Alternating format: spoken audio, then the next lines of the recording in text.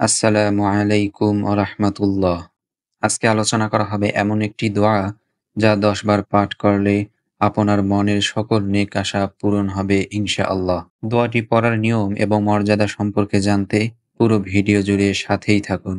বান্দা আল্লাহর সবচেয়ে নিকটবর্তী তখনই হন যখন সে সিজদারত অবস্থায় থাকেন। তাই আমাদের উচিত সিজদারত অবস্থায় বেশি বেশি দোয়া করা। তবে প্রত্যেক ব্যক্তিকে দোয়া করার সময় আল্লাহর প্রতি বিশ্বাস রাখাটা খুবই জরুরি। কেননা আল্লাহ বলেন, বান্দা আমার প্রতি যেমন ধারণা রাখে আমি তার প্রতি তেমনই আচরণ করে থাকি। তাই আমাদের বিশ্বাস রাখতে হবে যে আল্লাহ অবশ্যই আমাদের দোয়া কবুল করবেন। দোয়াটি অবশ্যই নফল নামাজে পড়তে হবে।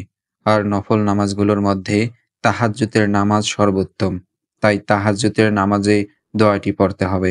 আল্লাহ রব্বুল আলামিন শেষ রাতে ১ম আসমানে এসে বলতে থাকেন, ওহে কে আছো অভাবগ্রস্ত, চাও আমি অভাব দূর করে দেব। তিনি বান্দার দোয়া কবুল করবেন এই মর্মে ডাকতে থাকেন। সেজন্য তাহাজ্জুদের নামাজ রাত্রির শেষ ভাগে পড়াটাই অধিক উত্তম। এই দোয়াটিকে সর্বোত্তম দোয়া বলে অভিহিত করা হয়েছে।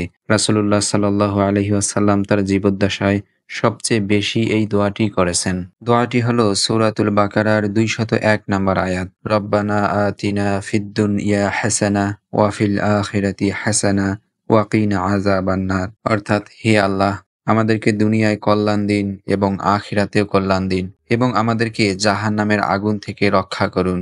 সিজদায় গিয়ে ১০ বার এই দোয়াটি পাঠ করতে হবে। তাহাজ্জুদের নামাজে ২ রাকাতেই অথবা যেকোনো ১ রাকাতে চাইলেও আপনি পড়তে পারেন। নামাজ শেষে ২ হাত তুলে আল্লাহর কাছে দোয়া করতে হবে। ১ম এ আল্লাহর প্রশংসা করতে হবে, তারপর রাসূলের প্রতি দরুদ পড়তে হবে। তারপর দোয়া করা শেষে রাসূলের প্রতি দরুদ পড়ে দোয়া শেষ করতে হবে। এভাবে দোয়া করলে দোয়া কবুলের চান্স অনেকটাই বেড়ে যায়। এভাবে আমল করে দেখুন, ইনশাআল্লাহ আল্লাহ চাহেন তো আপনাদের নেক আশা পূরণ হবে। আসসালামু আলাইকুম রাহমাতুল্লাহ।